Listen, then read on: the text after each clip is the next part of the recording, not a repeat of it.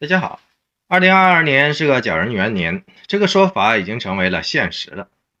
因为资本无法进入现实，现实无法照亮梦想，